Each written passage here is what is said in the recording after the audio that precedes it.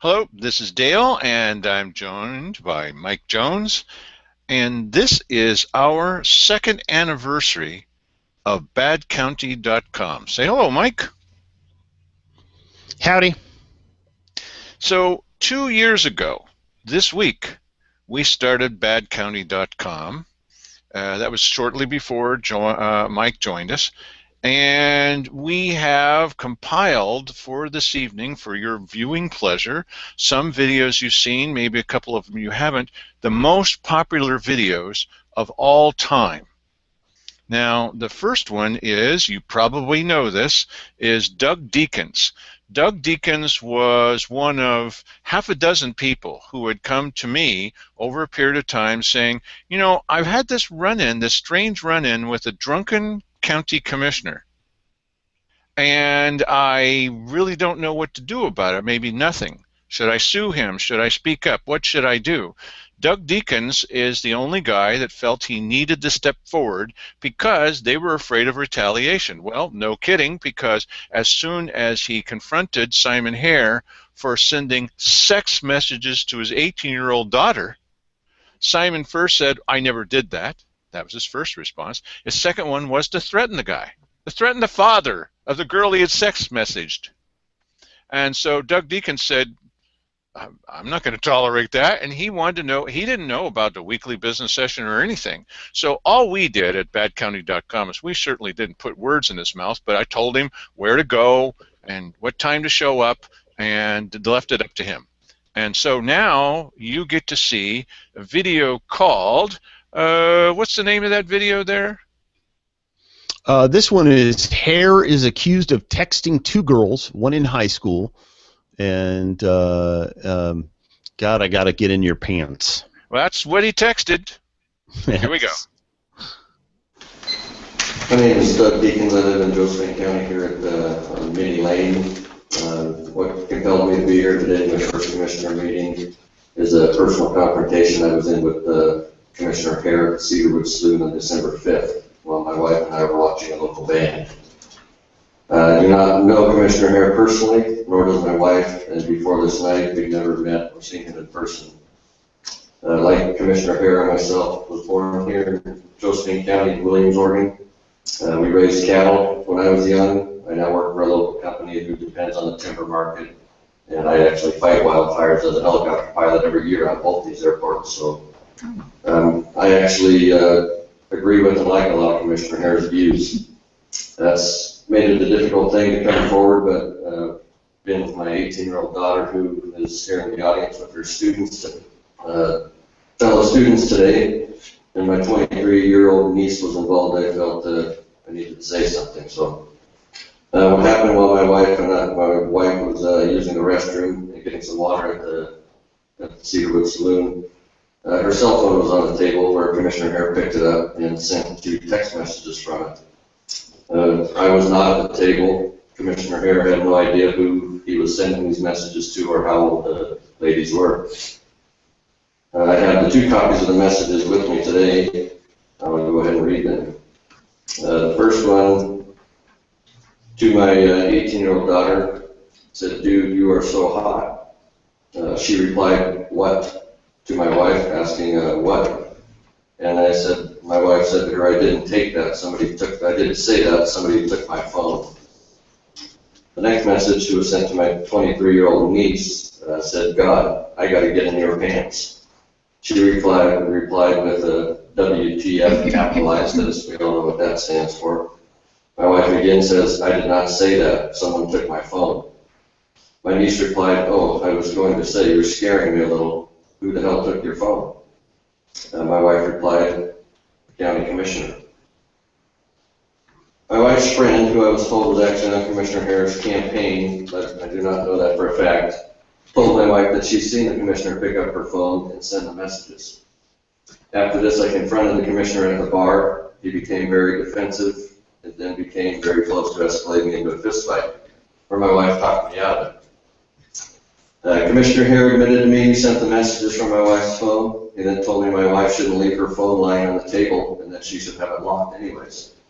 I told him he shouldn't be picking up stuff that wasn't his. The argument continued. The commissioner told me that that I would lose every day of the week if I did anything about this. To me, that sounded like a threat. He then told my wife he knows a lot of attorneys and we don't want to mess with him. I guess that's it for me. I just felt that the county and citizens should know how their elected officials act. Wow. Well, hey, listen, how lucky was he and his family to be in that place at that time so they could have their 15 minutes of fame? You know, there are some people who blame the father. Imagine, but think how lucky Doug Deakins is that he came to us and not to the Daily Courier. Well, and we've seen what how the Daily Courier treated this, because they basically acted as a moderator with a skewed favor on the part of Simon Hare. They said, actually, not in an editorial, but in an actual news article, that everybody agrees that this is, you know, that these are the facts. No, they weren't. Everybody only included Simon Hare in the Daily Courier. Simon just said a couple of meetings ago that Doug Deakins had text messaged him that it was all forgiven. Hey, you know, I've talked with Doug Deakins. It's another lie. And now Simon is apparently stone cold sober, and he's still lying to us. He's learned no lessons from this. Well, okay, speaking of learning no lessons, our second most popular video of all time, in fact, there's a couple of videos that go side by side, but this one stands by itself, is the one that we're going to play for you next. And what's the name of that one? This one is, you can find explicit porn on the library's computers in only 30 seconds. And kids can too. Right, let's see that video. We always say we're going to monitor things, and how we monitor things.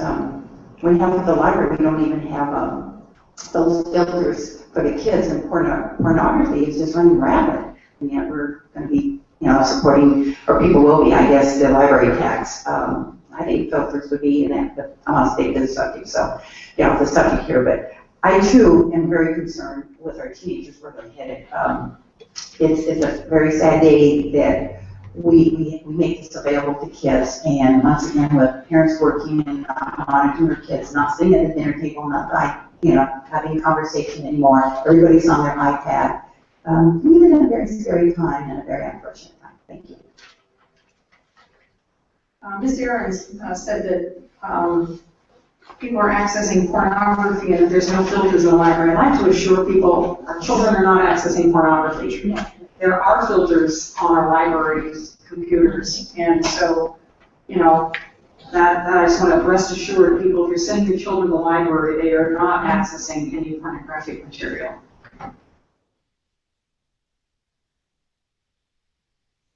Yeah, rest assured, people. Rest assured.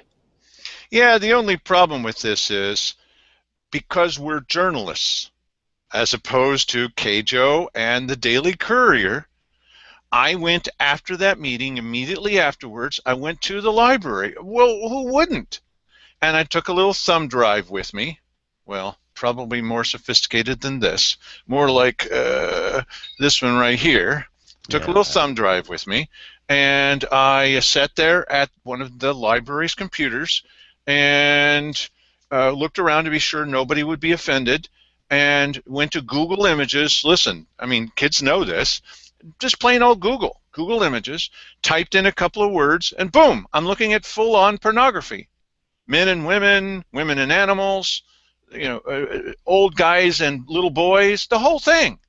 And so I called the librarian over, and I told her, and I said, if you might be offended. She said, oh, no, I'll look. And then I pulled it up real quickly and then took it away, and she went, oh. Now, look, I went back to a following meeting of the Board of County Commissioners, and I told them this. Well, Cheryl Walker laughed and laughed and laughed. The library board was there. They said, oh, he's just a pervert. Wait a minute. I'm one of the donors to the library. Oh, he's a hacker. I didn't have to hack anything. I went into Google. Yes. Now, you know what? That was one of the more telling meetings concerning who are we up against here? Who are these people who would defend the fact that they're not filtering anything. Now, they could have, just like with the Keith Heck thing where he called these people little moles, they could have said, oh, you know what, that is a big mistake and we're working to fix that. It would have totally diffused it, entirely diffused the situation. But they didn't do that. What they did was, each one of them systematically and with the help of the audience there, tried to humiliate Dale and Judy and make them look like a bunch of fuddy-duddies, or worse, perverts or hackers or whatever. That was just telling. I mean, nobody does that unless in the core of your person exists the kind of person who would do that. It's. I just think evil. Really, I don't. There's no excuse for that. My reward as a donor to the library and bringing this to their attention, because they're supposed to watch over the kids, was that they called me a social deviant. Yes, and they had packed the Ann Basker there with their supporters. This is what happens when there's some sort of an issue that they expect some sort of pushback on. They pack the audience with their supporters, and they want to make it seem like the majority of the public thinks this way, and in fact it's just these people they've come in with talking points. It's completely staged. The next time you see a meeting at the Ann Basker Auditorium, and Keith Heck is saying, we don't allow that kind, you can't applaud, we'll have no comments from the audience, you just remember what happened to me, and the audience was applauding, they were laughing, Cheryl Walker was laughing, they were all applauding and laughing, no restrictions at all, because it's something that she approved of. Exactly, yes. Lovely. Well, okay, so now that I'm thoroughly depressed, let's go on to the third. Now, this third video we're going to show you is it actually represents an entire series. I think you may actually, as the audience, you may recognize the name of this series. It's called Inside News, and we're just going to play a small clip from it. Go ahead, from January 30th. Mike? I think the statistics bear out the idea that at least in the last 20 years, more guns in the hands of law-abiding citizens has equaled less crime. Maybe. I mean, I'm a strong believer in the Second Amendment. The right to bear arms is obviously is foundational for this country. And I support that, and I'll be the first one to tell you that no one's going to take mine, and I'm not going to let anybody else take yours. So with that being said, there are those out there who should not have them, and that's the people with the mental illnesses, the people that have been convicted of felony crimes before, things like that. So whether that stops crime is one thing. I don't know. I just am very hesitant to try and tell everyone just go out and buy a gun because that's the way it's going to be. I want our county to get in a situation where we have a functioning law enforcement organization in the sheriff's office that doesn't take us a half hour to get to your house. More deputies, more rural deputies, that type of program. You've indicated that citizens plus guns could equal some kind of challenges to the system and the way that things should be. Do you plan on not pushing for citizens to use guns, or do you plan on actually sort of opposing that? What kind of action? Are you going to be a bystander watching it happen, or are you going to be pushing in one direction or another? And that's really, it's freedom of choice. And that's up to the individual whether they want to carry a firearm or whether they don't. If they want to carry one, also absolutely support that. If they don't, then it's no big deal, and it is what it is. I'm not going to openly push for it, just because that's really none of my business.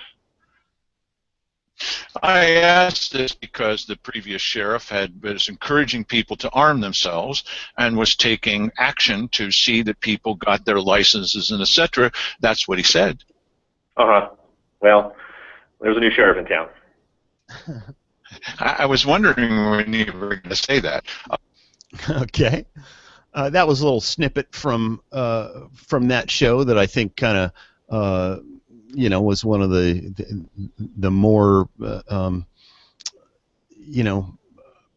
the bigger points people will take away from having watched that episode.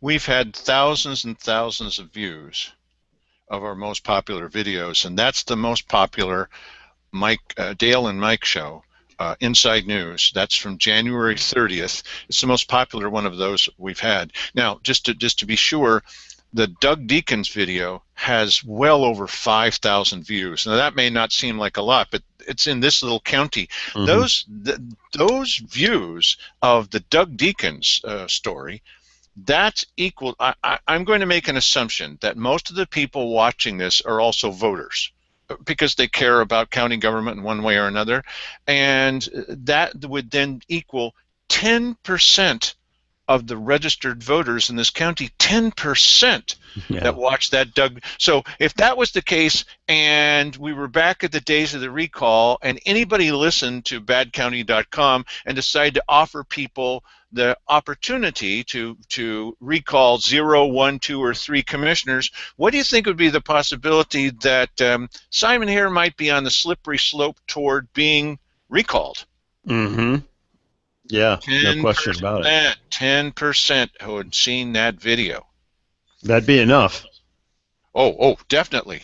Yes. So, anyway, we continue with our series, and here's another one related to law enforcement. Now, this one, we're pretty sure this did have some effect on the election for sheriff, where Dave Daniel ended up being in, because the difference between the two candidates was fairly slim, and this really caused, we got so many views, this really caused a lot of controversy, especially within the law enforcement community. So play that footage, please. With the current staff working within the sheriff's office, morale's at an all-time low. What would each of you do to boost morale with the current employees within the sheriff's office? Take that first.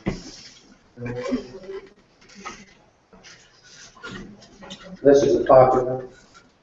I have to answer that in a question. Scout, can you stand up for me? Scout. Sure. Can you tell me your name? Don't stand up right there with the last question. I don't know. Okay.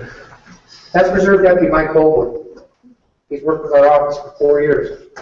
He was involved in an officer shooting 3 years ago. Our office didn't support him. Our office didn't take care of him. Current Under Sheriff Don Fashioning was sitting there earlier tonight. Scout Mike, my friend, since this incident, has been to 3 of these. Neither one of our administrators walked up and shook his hand. That's the basic problem with our office. People don't like people to hold people accountable. This is why our house is divided. I was in the Army, I was a good leader, I took care of my people. They made me look good because I took care of them. Amen. No, really, yeah, morale is at all-time lows, no doubt about it. I visit that jail almost every day, and people are just they're unhappy. I get that. It's a matter of, with me, my boots have been on the ground for 20 years. I get them. I think they get me. It's a matter of giving them some training, giving them a little bit of room, giving them a little bit of latitude, and then supporting them, giving them the things they need, the things they think are important to run, their mission the way it needs to be run. People respond to that, and so my goal is just to support them. These are tough times. I get it. I've been there too. So it's just a matter of working together as a team.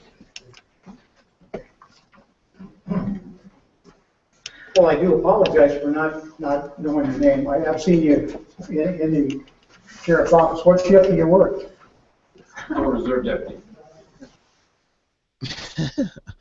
He told him at the beginning he was a reserve deputy. Yeah, you know what? That was wow. You know, and I didn't remember Dave Daniel like backing up right on top of you there. Yeah, I was teetering around. Oh man. Yeah, that was well, you know what? His chickens came home to roost. What can you say? Well, anybody can have a memory lapse, of course.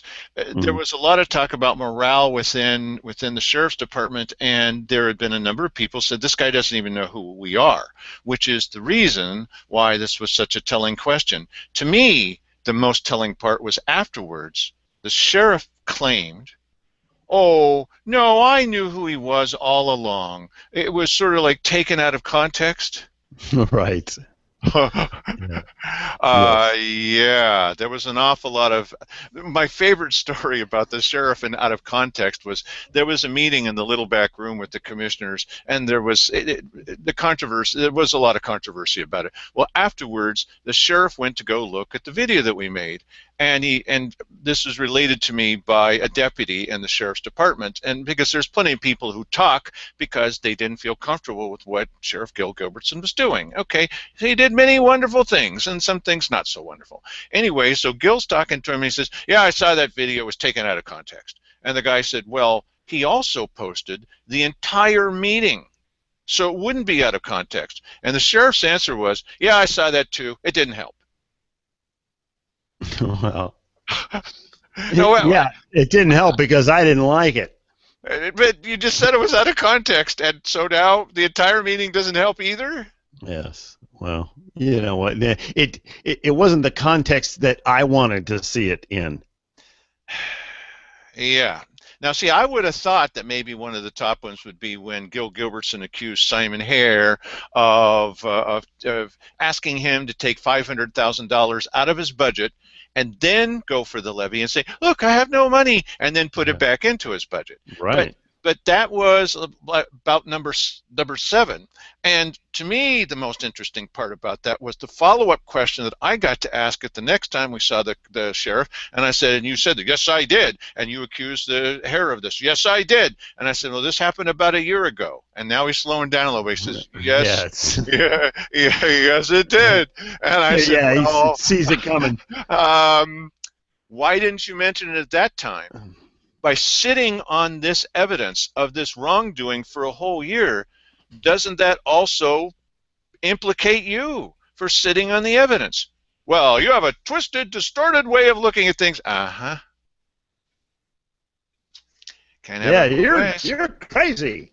That's right. Yes, right. Crazy. Yeah. And we're bad for business. Yep. Yes.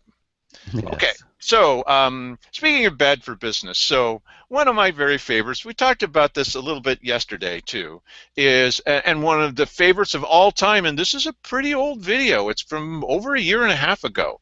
This is called "Irritated Keith Heck Doesn't Like Being Caught Breaking the Law." Go ahead and play that one.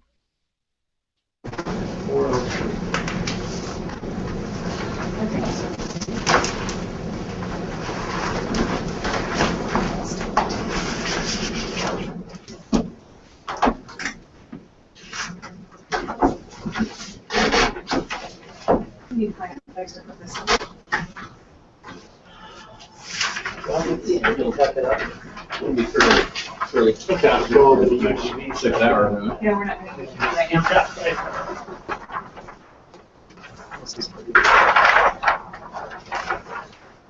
So that way we can, because there for a while I was trying to figure out points of reference, you know. Yeah, it's no. I put them somewhere. I didn't like them hanging out. Look at it.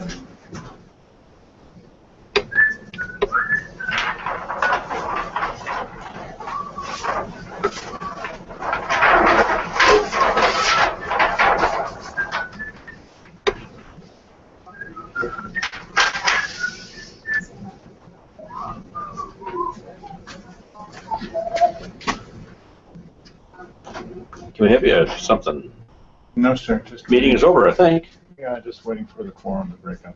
We can have a quorum because we're talking about coffee. Yes. The meeting is done. We put one right here, so we can buy it. We don't. Oh, don't are you going to leave? Bring a couple of them. As soon as the quorum's broken, sir. Would you step over there, Access to the lead. Mr. Commissioner, just step in my office or something, I'll step up there so the meeting will be official over for this individual. I can do that. Thanks for all your consideration, sir. You've broken the law in the past, which is why I'm here. Lovely. Yeah. You know what makes Keith Heck such a huge figure? What makes him so important that he can? I mean, they swore to obey the law. I will ask you, upon what meat doth this our Caesar feed? Why, man, he doth bestride the narrow world like a colossus, and we petty men walk around under his huge legs and peep about to find ourselves dishonorable graves. Julius Caesar by Shakespeare. That's right. You know, the fault, dear Michael, lies not in our stars, but in ourselves. The thing is, if we step forward and we speak, and we say, wait a minute, you took an oath of office to obey this law, as long as there's a quorum in the room, not if you're talking about daffodils, but if you're talking about county business, which happened, that's what happened in this video right here. You see this video? It's a little hard to see, but Keith Heck is standing half in and half out of his office, because I had mentioned that there was still a quorum in the room. So he thought that all he needs to do is stand half in and half out of his office and see, well, that's obeying the law, right? No, it's not. The law is there for a reason. You swore to uphold it. You held up your hand and swore. This is different than swearing at citizens when they're at the weekly business session. This is which happens too, by the way. Yes, the fault lies in us. It's not the fact that we weren't born to be lofty commissioners that don't need to obey the law. What they're doing in this circumstance is the legislative equivalent, I said this last night, of running right by a school bus with its red lights flashing, the kids getting out. Get out of the way, I'm a busy county commissioner. It's the legislative equivalent of that. We have these meetings this way so that people don't come up and say, here, I want to make a special deal with you, and now that I've got you in a quorum, let's turn off the recorder. No, that recorder must stay on so that we know what's happening, and there's a reason for that. We're not known as the most corrupt county in Oregon for nothing, even if we're number 2 or number 3. Maybe that makes you feel better. The reason it's there is because deals are made in what I call, and they've even started calling, the little back room. It's a perfect example. Okay, so one more that I think is interesting is our very, very first video. It's one of our top 6 of all time. It's still a popular video. This one I made, it's a little bit longer. We'll play it all. We've got time. What else have you got to do? Come on, watch this video. And this is Sandy Casanelli and myself talking, our very first video that we ever posted on BadCounty.com. You know where you are. And this is called Fighting Small Town Corruption. Fighting against government, you can just feel so small sometimes. But there are a lot of things that people can do as individuals. Yeah, there really is. Like, you can run for county commissioner, even though you're an obscure homemaker. I shouldn't say housewife, homemaker. And yeah, but who are you? My name is Sandy Casanelli. This is Dale Matthews. Hello. He does all the video work for us citizens at all these county meetings. And I, believe it or not, went through a primary election. I'll show you, with 12 hand-painted signs. Not bad for handmade, right? Oh. That got me through the primary election. That and a typewritten flyer that I gave out, and lo and behold, wow, I was in the running, me and this other guy. Her attitude during the primary was, well, I can't win anyway, so I might just say whatever I want. Yeah, I'll tell the People truth. like that. I told the truth. They liked it a lot. Yeah, so anyway, then here comes, we're getting ready for the general election in November, and boy, oh boy, the elected officials went crazy. 5 elected officials, including the surveyor and 1 county commissioner and No, it wasn't the surveyor. It was. No, it was the assessor. Michael I think the Schneider. surveyor was there too. No, but, it wasn't. Okay. Anyway, they get together in a press conference in the county courthouse to explain to people why they shouldn't vote for her. Yep, they actually did. It's against the law. That they did it within 100 feet of a ballot box. Yeah, they did within 100 feet, right? They did it in the building, Yeah. which is doubly against the law. Yeah. So anyways, but the state looked the other way when we filed complaints like they normally do when we file complaints about all the illegal stuff that happens here in Josephine County Courthouse, by the way. Anyways, so I got through She the actually general did. election, and lo and behold, I am a county commissioner.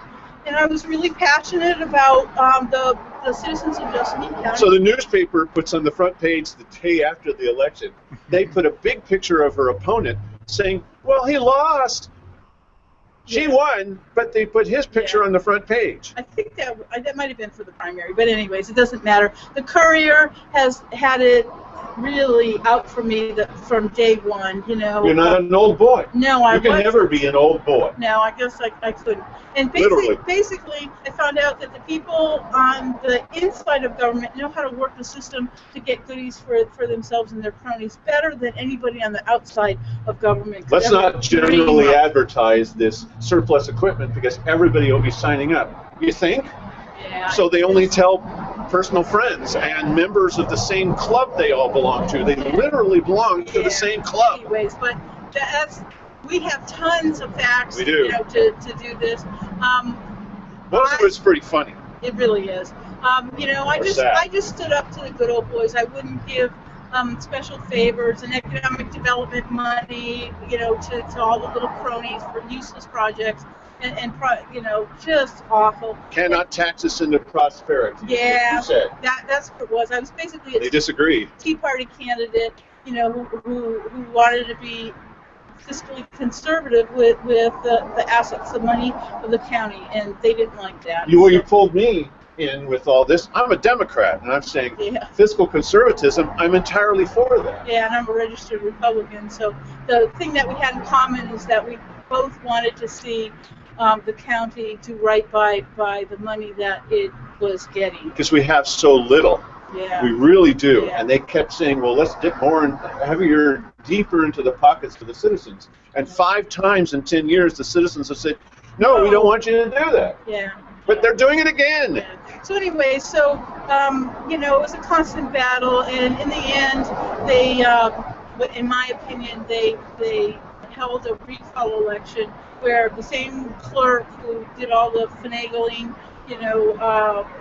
when we complained to the state about the illegal press conference that they had, he looked the other way when each and every one of the petition sheets that were recalled was filled out inaccurately. Right. How many of them? 646, I believe. Well, you will hear less about specific numbers than you will about the general issues, which are both sad and hilarious. And that's what we intend to share with you, is how goofy the system is here and how you can win, but only 3 years out of 4. Anyways, that's basically our story. Yes. To me, it's kind of fascinating. Dale's got all the video. I've got all copies of all the documentation. I think it's pretty captivating or pretty informative. Pretty award-winning is what it is. What I really want to do is I really want to encourage people to get involved in government, both on the federal, state, and local level, because if you don't get involved in your local government, these guys are just going to walk all over everybody's rights. And at least while I was in there, we shone a bright light on the antics that went on. But they're not going to like this. To give you just one example, one of the commissioners she served with said at a big meeting, I'd gotten up and started quoting from their previous meeting. Just quoting, not characterizing it, just saying, here's what you said, and reading from a transcript. And he stopped me and said, we will not allow you to quote our own words from a previous meeting. They were really... this is the kind of place we live. Yeah, really. The very, very inequitable in their treatment of the citizenry. Very, very corrupt, in my opinion. In fact, you know, when we complain to the state, they all laugh, ha ha ha, you're from Josephine County. Well, they do. You won't support us and help us in cleaning up the corruption. You know, you just say, well, tough luck. Then we have to do it ourselves. And we did try and succeed, at least for 3 years. Yeah, we did. It was a good That's what you're run. going to see. Yeah. Thanks. Anyways, thanks. Bye-bye. Bye.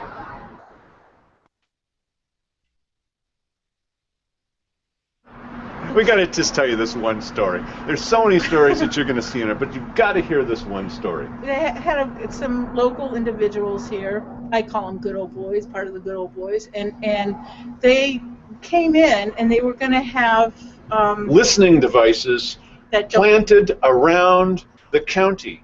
Listening devices. But they don't listen. You know? Remember, they were listening devices, but they don't. They just say they're not listening devices. They're devices that listen. Anyways, they had no business plan. Right. They had no prototype. No. They did not bring in the inventor. Right. They slapped the dictionary down. A big dictionary down on the table. And said, this is the approximate size of this device. This was their only demonstration. And she said, well, what kind of things could it do? Oh, it could do anything you program it for. Right. And they said, if we don't get the money, the $25,000, they threatened to leave town, to pull up roots and leave town. Well, they didn't. They didn't, but I suggested we take economic development money and buy them both one-way tickets to anywhere they wanted to go, including North Korea. You won't let us quote from your previous meeting? Not saying you did something stupid, just quoting. These are only exactly your words. No, I won't let you say those words here a week later. Yeah. Really? That's what she put an end to. Try to. Yeah, and I forgot what I was going to say. Oh. Anyways. That's not possible. Yeah, no, I know. Anyways, it's a nice story, you know, I think, about... well, I don't know if it's a nice story, but it's an inspirational story. Yeah, well, I don't know how inspirational, because I get slammed. Never mind, it's a terrible story. Don't even bother to try to watch the Stop! Anyways. What? Now you're doing it. Thanks for watching. Anyways, we hope we have the opportunity to make this little video. Take care. Bye.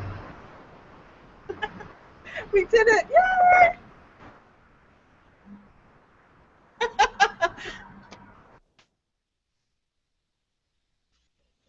She has an infectious laugh. Mike, you That's still there? funny seeing that stuff. Yeah, it is. It is funny, and we still have the problems with economic development. And as an example, here was Simon Hare at a meeting. It's one of my favorites. Is Simon Hare is at this meeting, and he says, well, the sheriff's been padding his budget. So I repeat that at a following meeting. No, I never said that. So I came back to the meeting after that, and I brought a player that Sandy loaned me, and it was to play back the audio of him saying the sheriff had padded his budget, because he claimed he never said that. So, and what we excel at, one of the best things that we can do is we record this and we put the two of them side by side, and then let hilarity ensue. And Simon Hare actually got up and cut the power. That's irrelevant, really. Yes, if it's so irrelevant, then why don't you just let it play, and in 3 minutes or less, I'll be all done, and you can say whatever you want to. That's our 2-year anniversary. We hope that you're enjoying, although they might make you a little bit upset occasionally, enjoying the videos that we make. We'll keep up the work, and the good work. I hope that you agree, and we'll share with you what we know, even though the commissioners insist that we're not media, we're not news media, we're nothing at all.